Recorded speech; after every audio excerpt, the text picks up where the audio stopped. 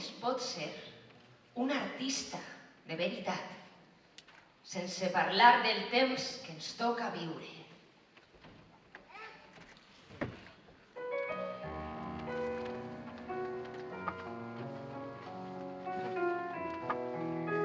I és per tot el que us acabe de contar.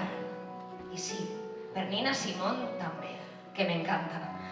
Que després de donar-li moltes voltes, vaig decidir que la meua proposta, la nostra proposta per enguany, tinguera com a temàtica principal